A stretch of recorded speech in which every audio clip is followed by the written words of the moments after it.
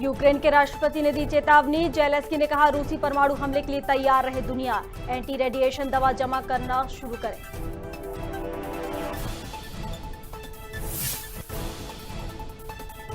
दिल्ली में फिर बढ़ रहा कोरोना का कहर। पिछले 24 घंटे में 461 नए मामले, 2 मरीजों की मौत।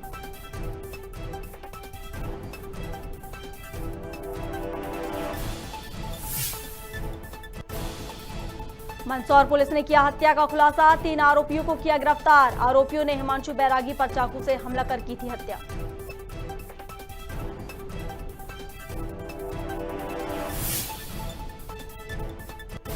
पृथ्वीपुर में डैम में डूबने से युवक की मौत। डैम में नहाते समय हुआ हादसा। पुलिस ने शव को बाहर निकालकर परिजनों के सुपुर्द किया।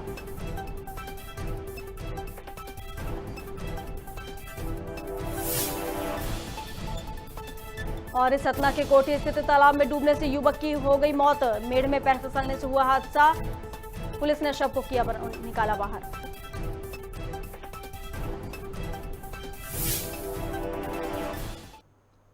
नमस्कार, खबर भारत देख रहे हैं आप। मैं हूं आपके साथ प्रियंका। चलिए बढ़ते हैं खबरों की ओर। रूस और यूक्रेन के बीच जंग थमने का नाम नहीं ले रही है। इसी बीच यूक्रेन के राष्ट्रपति वोलोदिमीर जेलेंस्की ने दुनिया को रूस के परमाणु हमले को लेकर आगाह किया है। उन्होंने कहा कि दुनिया को रूसी परमाणु हथियारों के संभावित इस्तेमाल के लिए तैयार करने की जरूरत है। एएफपी के मुताबिक जेलेंस्की ने पत्रकारों से चर्चा के दौरान कहा कि हमें उस पल का इंतजार नहीं करना चाहिए जब रूस परमाणु हथियारों का इस्तेमाल करने का फैसला करे। इसके लिए हमें पहले से तैयार रहना चाहिए।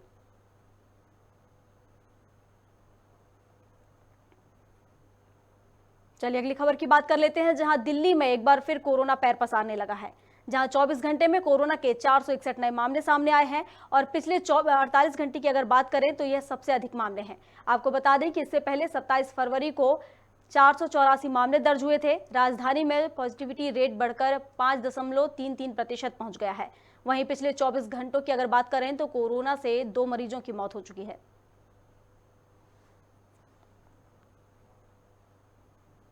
भानपुरा क्षेत्र में हिमांशु बैरागी पर 3 आरोपियों ने चाकू से हमला कर उसकी हत्या कर दी थी, जिसका पुलिस ने खुलासा किया है।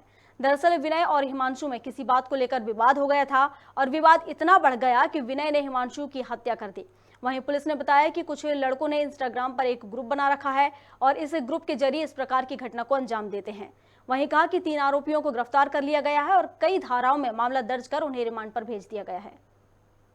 में क्या कुछ पुलिस को तथ्य मिले और कितने आरोपियों को राउंड अप किए गए? दिनांक 11/4/22 की रात को लगभग 11:30 बजे हिमांशु का उनके दोस्तों के साथ विवाद होकर मर्डर हुआ। इस घटना पर तत्काल पुलिस ने फौरन कार्रवाई करते हुए प्रकरण पंजीबद्ध किया 302 IPC का 734B IPC लगाई गई। उक्त प्रकरण के संदर्भ में पुलिस ने FIR पर से 3 आरोपियों के लिए धरपकड़ करने के लिए टीम गठित की गई, जिसमें झालावाड़, कोटा और मनासा, भानपुरा और भैंसोदा मंडी ये टीम लगाई गई और इन टीम के माध्यम से हमको सफलता मिली। तीनों आरोपियों को हमने राउंड अप किया है। पृथ्वीपुर के सिया खास गांव में एक युवक की डैम में डूबने से मौत हो गई है। जहां जानकारी मिलते ही पुलिस मौके पर पहुंची और गोताखोरों की मदद से शव को बाहर निकाला और शव को परिजनों को सुपुर्द कर दिया है। आपको बता दें कि युवक डैम में नहाने गया था, जहां ये हादसा हो गया। और इस पर अधिक जानकारी के लिए पृथ्वीपुर से नीरज कुशवाहा, पृथ्वीपुर से हमारे सहयोगी हमारे साथ जुड़े हुए हैं। नीरज, पृथ्वीपुर में डैम में डूबने से एक युवक की मौत हो गई है, क्या था आखिर ये पूरा घटनाक्रम?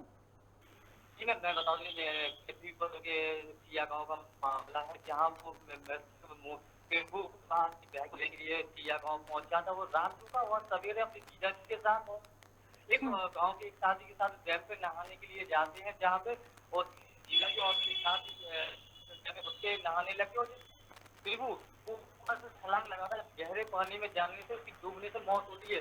यहाँ पे उनके जीजा जी देखते हैं तो उसको बचाने के लिए फोन जाते हैं, तो उसको काफी देर बाद पानी से निकाला जाता है। उसके बाद बाहर निकालते हैं और परिजनों ने डायल 100 पर फोन लगाकर सूचना दी।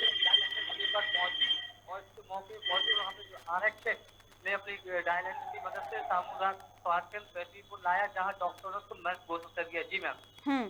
पुलिस ने उसे शव की शिनाख्त कर ली है और उनके परिजनों को सुपुर्द कर दिया है। उस लाश के मिलने के बाद उनके परिजनों का क्या हाल है? मैं बता दूं कि परिजनों को काफी बुरा हाल है।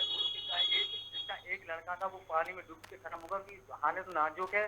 पीएम करने के बाद पुलिस ने परिजनों को तो दिया गया। इसके बाद उनका बुरा हाल आश्वासन दिया गया, कोई जो भी शासन से मदद मिलेगी वो दी जाएगी। जी मैम। तो क्या उस डैम के आसपास कोई गोताखोर मौजूद नहीं थे जिसके चलते ये हादसा हो गया, उसे बचाया नहीं जा सका? जी मैं बता दें, गोताखोर कहीं भी पृथ्वीपुर के अंदर आज डैम है, यहाँ भी किसी भी गोताखोर की ड्यूटी नहीं लगाई गई है। ऐसी लापरवाही प्रशासन की काफी देखने को जाती है, जैसे कि कुछ दिन पहले जामनी नदी में डूबने से एक महिला की मृत्यु हो जाती है। कई ऐसे सामने आज गोताखोर की तैनाती नहीं की है। जी मैम। बिल्कुल नीरज, अगर प्रशासन अलर्ट होता तो हो सकता है कि इसी युवक की जान बच जाती और इन परिजनों को अपना एक वारिस नहीं खोना पड़ता। बहुत बहुत शुक्रिया नीरज हमारे साथ जुड़ने के लिए।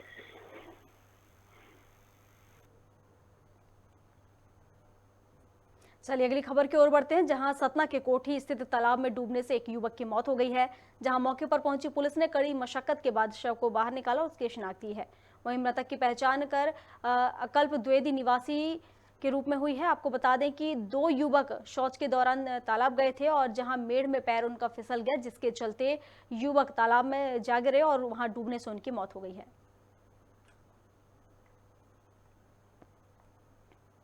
हनुमान जन्मोत्सव पर कोरिया जिले के चिरमिरी बड़ा बाजार में हिंदू सेना संगठन ने हनुमान जन्मोत्सव मनाया।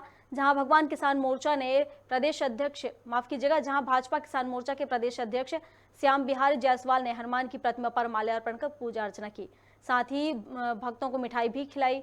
आपको बता दें कि कार्यक्रम को सफल बनाने के लिए मीडिया प्रभारी मनोज श्रीवास्तव का सराहनीय योगदान रहा। वहीं इस दौरान हिंदू सेना की प्रदेश महामंत्री भारती सिंह, जिलाध्यक्ष राजेश यादव, संगठन महामंत्री सूरज देवांगन सहित तमाम अधिकारी मौजूद रहे। आज हनुमान जन्मोत्सव मनाया जा रहा है बड़ा बाजार में, और इसमें बूंदी और सेव का प्रसाद वितरण किया गया है और भारी संख्या में यहाँ पे लोगों को प्रसाद वितरण किया गया है। आज हिंदू सेना जिला कोरिया के द्वारा महिला विंग और पुरुष विंग के द्वारा हनुमान जन्मोत्सव के उपलक्ष्य में बूंदी प्रसाद का वितरण किया गया है, जिसमें बहुत ही हर्षोल्लास के साथ सभी हिंदू सेना साथी मनाए हैं आज हनुमान जन्मोत्सव। देश भर में हनुमान जन्मोत्सव हर्षोल्लास के साथ मनाया गया। मध्य प्रदेश के दमोह जिले में भी बजरंगबली के दरबार में जय श्री राम के बोल से पूरा प्रांगण गूंज उठा, जहां विधि विधान से भगवान की पूजा अर्चना हुई। वहीं रंग बिरंगी झांकियों के साथ शोभा यात्रा निकाली गई और ढोल ताशे डीजे में भक्त जमकर थिरकते नजर आए। इस दौरान कार्यक्रम में सफल बनाने के लिए पुलिस बल भी वहां तैनात रहा। आज श्री हनुमान जन्मोत्सव का कार्यक्रम सारे दमोह में सुबह से ही चल रहा था और ऐसे में वर्षों की परंपरा है कि गौरी शंकर तिगड्डे से एक भव्य शोभा यात्रा निकाली जाती है, जो गौरी शंकर तिगड्डे पर हनुमान जी का मंदिर है वहां से प्रारंभ होकर ये बड़े पुल और घंटाघर से होती हुई टॉकीज तिराहा पुराना थाना होते हुए वापस सिटी नल से गौरी शंकर तिराहा पहुंचती है। बहुत पहले से ये शोभा यात्रा निकाली जाती है और इस वर्ष भी पूरे धूमधाम के संग ये शोभा यात्रा निकाली गई। गौरी शंकर तिगड्डा के साथ साथ पूरे दमोह के जो धर्मावलंबी लोग थे, सभी धर्मों के लोग थे, वो इसमें शामिल हुए। मध्य प्रदेश के चिकित्सा शिक्षा मंत्री विश्वास सारंग इतवारा पहुंचे, जहां मंत्री सारंग आयोजित चल समारोह में शामिल हुए। वहीं इस दौरान मंत्री के साथ धार्मिक संगठन के लोग भी मौजूद रहे। आपको बता दें कि क्षेत्र में हजारों की संख्या में युवाओं ने चल समारोह निकाला।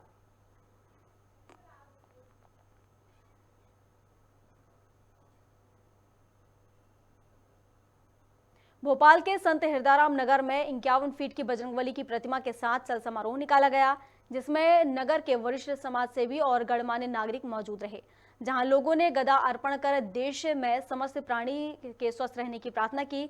इस दौरान परिसर में भगवान की महाआरती के साथ विशाल भंडारे का आयोजन भी किया गया।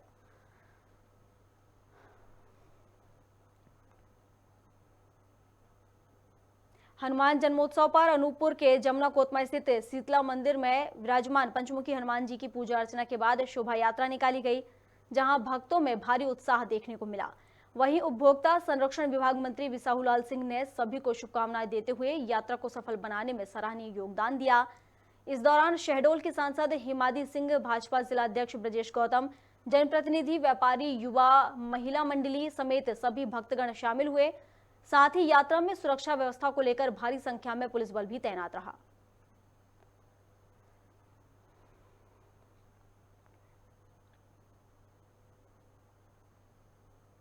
नैनपुर में विशाल कलश और झांकियों के साथ शोभा यात्रा निकाली गई, जहां कोरोना काल के 2 साल बाद भक्तों ने भारी उत्साह भक्तों में देखने को मिला।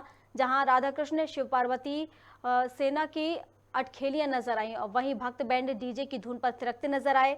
साथ ही जगह जगह पर भंडारे का आयोजन भी किया गया। इस दौरान हजारों की संख्या में भक्तों ने प्रसाद ग्रहण किया और यात्रा को शांतिपूर्ण तरीके से सफल बनाने के लिए थाना प्रभारी जनक सिंह रावत और उनकी टीम भी वहां पर मौजूद रही।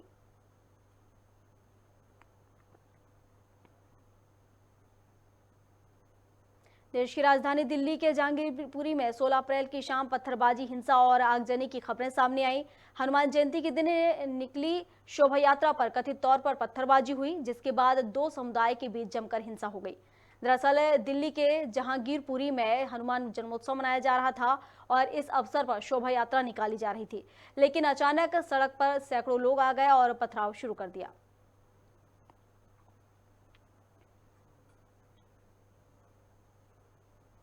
भिंड जिले के लहार में प्रदेश के मुख्यमंत्री शिवराज सिंह चौहान हनुमान जन्मोत्सव के उपलक्ष्य में रावतपुरा धाम दर्शन करने पहुंचे, जहां सीएम ने पत्नी साधना सिंह के साथ सम्मिलित होकर सुंदरकांड का पाठ किया। वहीं उन्होंने श्री रावतपुरा सरकार के दर्शन कर प्रदेश की समस्त जनता के लिए सुख, शांति और समृद्धि प्रदान करने की प्रार्थना की। इस दौरान सहकारिता मंत्री डॉक्टर अरविंद भदौरिया और नगरीय विकास मंत्री ओपीएस भदौरिया भी मौजूद रहे।